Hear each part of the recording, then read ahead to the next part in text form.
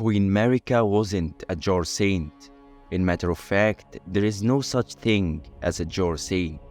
Unfortunately, many of Elden Ring lore hunters and players alike fell into this mistake. A mistake resulted from inaccurate translation from the original Japanese to English. But looking at the Japanese text, we can actually solve a lot of mysteries. The jar process and their ties to base game jars like our dear friend Alexander, the whole shaman village situation and the nature of the shamans, and even an explanation for some of the mysteries regarding Master Hugh and Marika. Come with me to uncover the lost lore of Shadow of the Erdtree in Lore Lost in Translation, Part 1. There are various items that talk about the jarring process carried by the horn scent. In the English version, the text suggests that the production of jars was meant to give birth to saints. And unfortunately, many people thought that this meant saint in a religious way, where saints are divine people that can perform miracles like walking on water or healing people. This misunderstanding led to a very famous theory that suggests that Marika was a successful form of a jar saint, and that's how she acquired her social status in the tower culture. Some people even took that one further by suggesting that Radagon was stuffed in a jar with Marika, which resulted in their dual nature. This couldn't be more wrong. The original text doesn't have anything to do with saints. The Japanese text makes no mention of the word saints, but simply states that the great jars were used to rebirth sinners, so they could become upright people or good-natured people. And in that context, a lot of mysteries can be explained. The horn scent were simply stuffing their criminals in the jars to rebirth them into upright people. Let's read what this ghost in the Bellora jail have to say in English. Oh please, not the jar, anything but that. I promise I won't ever do it again. I swear, a living saint I will surely be. Please, you must forgive me. Forgive me, please. Now this doesn't make any sense in the context of the jar saint theory. This criminal is telling the horn scent not to put him in the jar and he will be a living saint. But if the whole point of the jarring process is to make saints, then why is he saying that? Now let's read the Japanese version. I don't want the bot. I don't want it. I will never do it again, ever. I swear to heaven, I will be an upright person. So please, forgive me. Now this is much more understandable. A living saint here means a good person, not a saint in the religious meaning. This criminal is simply telling them not to put him in the great jar and he will be a good citizen. Another misconception caused by the translation was that the horn scent specifically stuffed shamans in the great jars. In matter of fact, this is wrong as well. As we said, they stuffed a bunch of sinners or criminals in the great jar to rebirth them. The shamans were only a binding agent, a glue of sort. We know from the DLC that the flesh of the shamans molded perfectly with other beings or objects. That's why every great jar contains a bunch of sinners and one shaman as a binding agent. We can even see that when we look at those living jars. A single blind female shaman absorbed into the flesh masses of the jar. This point of them being blind females is very important to the story of Marika, but we will come to that in a minute. Now, it's clear that Marika was never put in a jar, and she certainly didn't become one with Radagon in that way, but the jarring process of the horn scent was actually successful in turning those criminals into kind people. We know that from the base game, specifically Jarberg and our dear friend Iron Fist Alexander. Alexander was probably my favorite NPC from the base game. He was a kind and courageous warrior who left his homeland and took the path of the warrior. At the end, he asked us for a duel, and we all know how that went. His legacy didn't end here though. The Shard of Alexander is one of the strongest talismans in the game, so we carry him with us in a way. But we're not the only person. You can actually give Alexander's innards to his nephew in their village. His nephew would carry on his legacy, Much like his uncle, he was a kind person. This kindness is actually shared by all the living bots. The description of the companion jar talisman becomes incredibly interesting after the DLC. Let's read it together. Though the jars are brought to life by human flesh and blood, they are all rather kindly folk. Perhaps they were made to be better than their innards.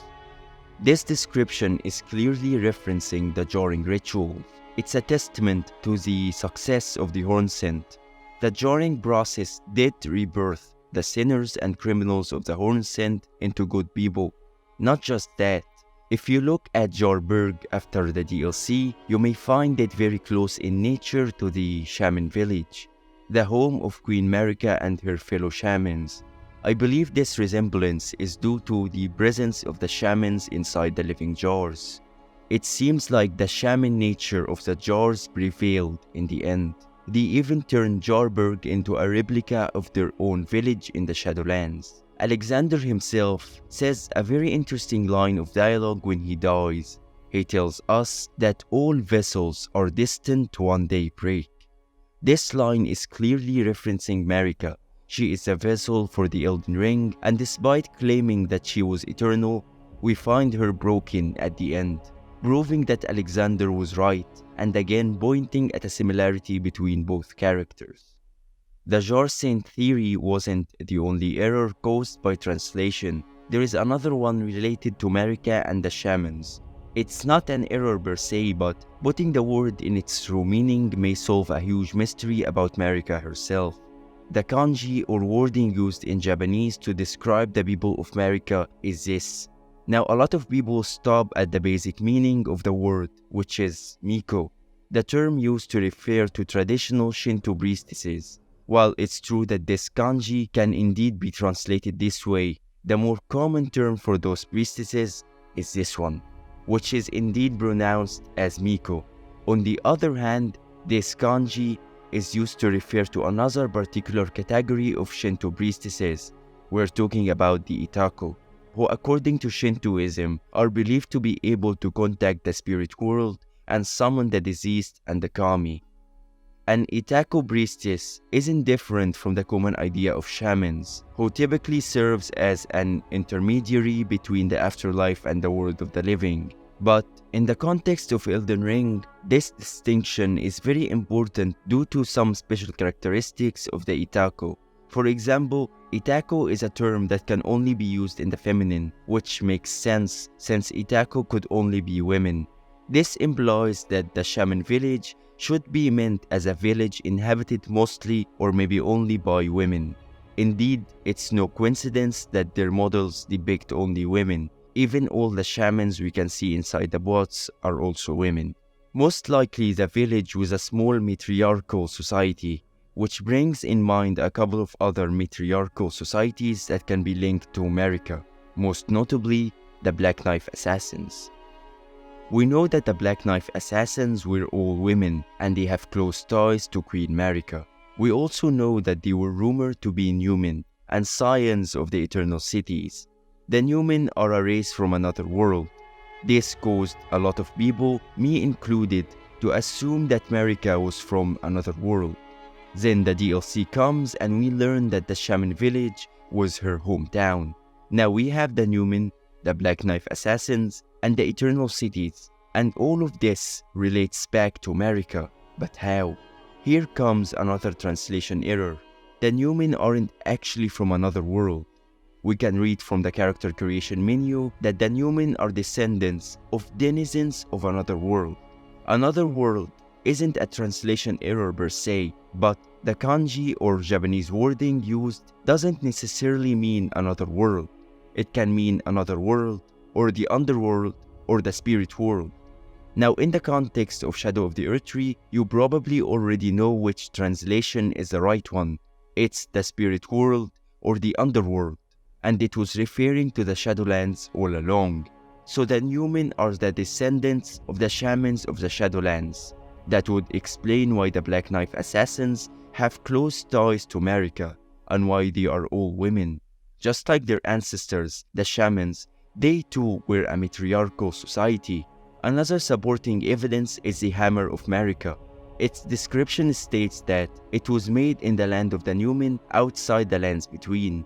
In the Shadowlands, we can encounter the Black Steel Great Hammer, which uses the same attack effects of the Hammer of Marika, which further proves that the Shadowlands is the land of the Numen. There is another place where we can find a matriarchal society, Dominula Village, but I didn't make my mind on this place and its connection to the story yet, as I feel there is something missing, but this is a topic for another video. Another very important characteristic of an Itako may actually solve a big mystery regarding Marika and Master Hugh. Itako are actually blind from birth. It is precisely thanks to this disability that allows the Itako to develop their susceptibility towards the spiritual world. Blindness have always been connected to more spiritual powers in history. Even in Elden Ring, we can encounter this phenomena, specifically with Hayata. Hayata saw a distant light despite, or as we established, because of, she was blind. This light grew with every Shabiri grape she consumed. Of course, this light was a frenzied flame. Blindness is what caused her to see the distant light of the frenzied flame. Even the Empyreans we meet are partially blind. They have a closed eye. But when they ascend to godhood, they become totally blind. We can see that in Millennia when she turns into the goddess of wrath. Both of her eyes gets destroyed. We can see it again in Mesmer when he turns into the base serpent. Both his eyes gets destroyed. Last but more importantly, we can see it in Mikula when he emerges from the Gate of Divinity. Both of his eyes are closed, signifying that he achieved godhood. So Marika and her people were perfect candidates for godhood and spirit communing, which we can perhaps call spirit tuning, a subject studied by Rodrika in the base game and mentioned by the blacksmith Hugh. Master Hugh knew that Rodrika had a gift of spirit tuning because of her eyes. He claimed that he knew a spirit tuner that shared the same eye color, and he owed her a favor. Many theories suggested that this person was Marika, the same one who tasked the blacksmith with forging a weapon capable of killing a god, and the one we can find him praying to. With what we established about the Itako, the people of Marika, those theories are probably true. Hit the like and subscribe button if you enjoyed this video, and stay tuned for the next parts of Lore Lost in Translation. If you want to support me further and get early access to future videos, then you might consider becoming a member of the channel. Thanks for watching and farewell, fellow Tarnished.